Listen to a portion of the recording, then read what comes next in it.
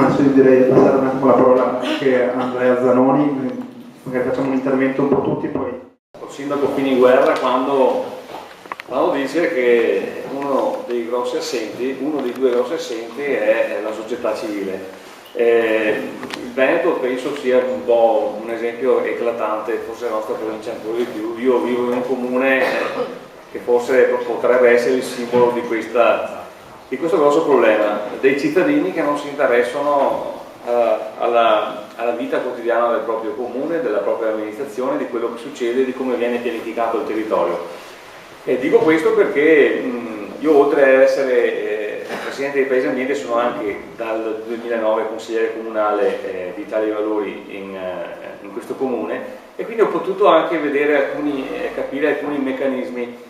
Io sono reduce lunedì sera da un consiglio comunale che è finito alle 2 di notte, dove abbiamo discusso 3 regolamenti e 2 convenzioni, e dove davanti tra il pubblico c'erano una quindicina di persone e sono state discusse cose molto importanti. Dico che noi siamo forse il simbolo del disinteresse dei cittadini, perché se guardo questo territorio, secondo me questo è un esempio che dovrebbe essere anche studiato oppure portato come esperienza negativa, che insegna che invece magari nei posti dove i cittadini si impegnano si possono modificare e cambiare le cose. Nel mio comune ci sono 29 cave, un comune più bucherellato d'Italia. Hanno estratto la ghiaia perché qualcuno un giorno pensò di fare un aeroporto, pensate, civile, nella palude, nell'acqua, ovvero l'aeroporto di Tessera. E quindi hanno deciso di portare via da paese la ghiaia utile, cioè gli inerti, per bonificare quest'area e fare questo aeroporto. Pensate un po', da lì, per farla breve, è nata la lobby dei cavatori, perché si è innescato quel meccanismo dove appunto si va a creare anche il bisogno di inerti anche quando non ce ne sono, perché bastava fare l'aeroporto nella terraferma e sarebbero serviti un decimo, anche meno, della ghiaia, insomma. E dopo, naturalmente, i cittadini non dicono niente, succede questo, poi succede anche che qualcuno viene a coprirti quei buchi che nel tempo si è andato a creare, no?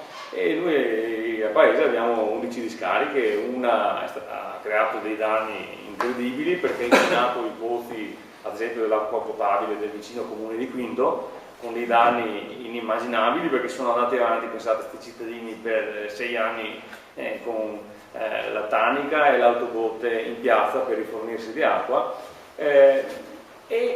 appunto questi cittadini continuano a subire, continuano a assecondare le proprie amministrazioni, comunale, provinciale, continuano ad autorizzare discariche, e adesso si è arrivati al punto, pensate, è stato deliberato proprio lunedì sera, per una di queste 11 discariche, ovvero una delle 5 discariche che inquinano, perché sono ben 5 da bonificare, è stata deliberata una convenzione col Priula per avere un fondo dalla regione di 7,5 milioni di euro non per bonificarla, pensate, ma semplicemente per metterla in sicurezza, ovvero per evitare che continui a inquinare.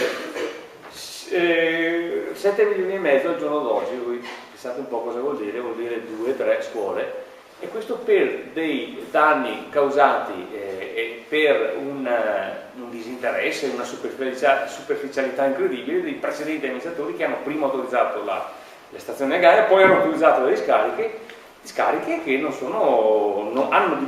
hanno dimostrato che non erano fatte con i dovuti criteri e che quindi hanno inquinato fortemente e gravemente le falde acquifere. Ma pensate, nonostante tutto, nonostante sia un comune che ha, pensate, circa dagli ultimi dati il 16% del territorio scavato, e quindi con un territorio agricolo ridotto sempre di più, io veramente per il Veneto sarei da far approvare come prima legge urgente una legge che dice: da domani non si può più consumare un solo metro quadro di territorio agricolo. Il territorio agricolo deve essere ormai considerato un santuario, non possiamo più distruggere di quello che abbiamo distrutto in questi anni. A novembre abbiamo visto che cosa vuol dire continuare a cementificare, a plastificare il territorio, vuol dire impedire all'acqua piovana di essere assorbita dal terreno, e avanti con le tubature che poi mi vanno a prendere tutta quest'acqua piovana che viene calata dai tetti o dagli asfalti, dai piazzali, che poi va a confluire nei fiumi che da milioni di anni hanno bene o male centinaia di migliaia di anni la stessa portata, no? Tutto un tratto però negli ultimi 50 anni gli diamo sempre più acqua che non viene più assorbita dai terreni ma viene incanalata, per forza che dopo al primo evento abbastanza eccezionale di precipitazioni ci ritroviamo con mezzo Veneto allagato e con tutti quei milioni di danni che abbiamo avuto. Ecco, queste sono esperienze importantissime, il legislatore dovrebbe imparare da questo. E pensate che nonostante tutto nel Consiglio regionale di martedì 22 marzo, quindi tra pochissimo, al punto 19 c'è l'approvazione di una modifica del piano del parco del Sile per consentire la cementificazione di 90.000 metri quadri all'interno del parco del Sile, oggi agricoli, per una nuova lottizzazione. Cioè, pensate un'area che si trova tra due fiumi, il fiume il fiume Rio e il fiume Sile. Cioè, non abbiamo capito niente, non ci ha insegnato niente quello che è successo, non ci ha insegnato assolutamente niente dentro al parco naturale regionale del fiume Sile. Abbiamo un parco che è praticamente, visto nella cartografia, è un budello perché è una strisciolina, pochissimi ettari, in quel poco di ettari che ci sono di parco tutelato bisogna costruire. Il paradosso di questa situazione è a Morgano, sarebbe proprio da andare a vedere perché è da non credere, Una persona normale che sente queste cose qua dovrebbe dubitare di una cosa del genere. A pochi metri da quest'area c'è una lottizzazione con già le strade asfaltate, le fognature, con tutti i servizi, che è ferma da 4 anni perché è stata lottizzata, hanno fatto i lotti, ma nessuno costruisce perché non ci sono i soldi per costruire. Guardate, in linea d'aria sarà a 50 metri da dove vogliono distruggere quest'area, adesso coltivata a radicchio rosso di Treviso, quindi anche una produzione particolare. È un paradosso, una cosa da non credere, sta succedendo, il 22 la voteranno, è già passato in commissione, quindi ha la maggioranza perché c'è la Lega e il PDL che la vuole approvare, e il 22 probabilmente, se arriveranno a questo punto 19, faranno anche questo. Ma allora quello che mi chiedo è proprio che cosa deve succedere di più per insegnarci che stiamo andando nella direzione sbagliata. Insomma, non so, probabilmente, vabbè, non stavo pensando al Giappone, non so, loro secondo me adesso ci ripenseranno bene prima di... Per parlare poi, parlava del territorio agricolo, ma c'è un altro paradosso qua in Veneto. Abbiamo una legge 19 del 99, che considera attività agricola la floro-orticoltura in serra. A paese abbiamo un altro esempio che è una cosa abominevole. Pensate che abbiamo un insediamento che sta arrivando a 200.000 metri quadri di capannoni, visti da fuori sono capannoni industriali, per costruire i quali portano via tutta la parte coltivabile, tutto l'humus, lo portano via in altre destinazioni, devono arrivare al misto, ovvero alla ghiaia, asfaltano, cementificano, fanno le fondazioni in cemento armato, fanno delle grandissime gettate di asfalto per la viabilità, per i carrelli elevatori e quant'altro, cementificano all'interno, poi tirano su dei capannoni alti 7-12 metri, tutti in materia plastica, con il condizionamento interno, quindi hanno centrale termica, eccetera. C'è una città, è da vedere, è una città industriale di capannoni. Per legge è considerata attività agricola. Questo vuol dire che questi, per costruire quello che stanno costruendo, hanno quei pochi vincoli che hanno tutte le attività agricole.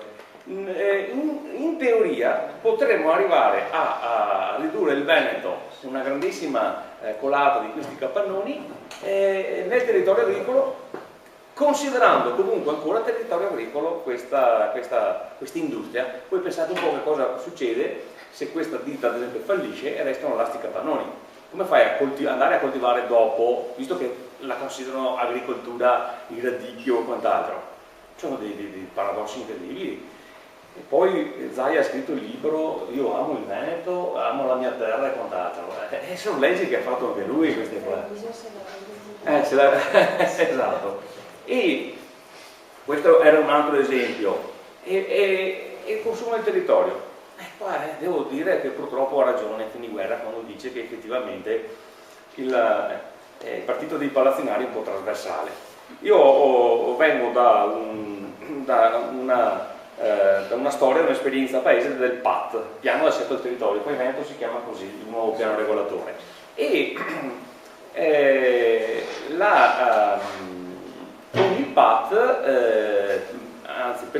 con il PAT è stato deciso, pensate, paese c'era il piano regolatore che aveva già previsto di edificare 600.000 metri cubi di edifici, arriva il PAT, quindi si pensava a un freno a questa edificazione.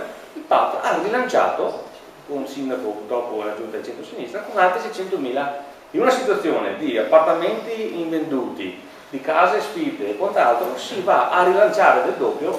Io come Paese Ambiente sicuramente siamo intervenuti come associazione in modo fortemente negativo, eppure si va avanti in questa direzione. Altro piccolo esempio: a Paese abbiamo il più grande Piruea del nord-est d'Italia. Il Piruea è il piano di qualificazione urbanistica e edilizia ambientale che è sorto dove c'era la fabbrica delle bombe, la ex Simmel, la gemella che c'era a Castelfranco. Bene, in questo caso qui dal nulla si crea un insediamento da 500.000 metri cubi, quindi abbiamo fatto i calcoli, si parla da 3.000 a 8.000 abitanti equivalenti, no? Dove non c'era niente, quindi nasce una nuova frazione nel comune di Paese, in cambio di una caserma dei carabinieri nuova, che non serviva perché c'era già, in cambio di qualche rotonda, in cambio di qualche restauro, in cambio di opere che adesso sono tutte bloccate perché che cosa succede? C'è stata la crisi dell'edilizia, non riescono a vendere gli appartamenti, quindi abbiamo questa bellissima area che era un polmone verde e già con tutte le strade, l'urbanizzazione eccetera, con tutti questi quartieri mezzi fermi, e questo è stato approvato, tutto è stato approvato dalla Lega. Vince le elezioni il centro-sinistra. Cosa fa il centro-sinistra? Porta questi 500.000 metri cubi, li porta a 720.000, perché? Perché ci servono altre opere. Ecco quello che diceva lui, è vero, e questo è un ricatto.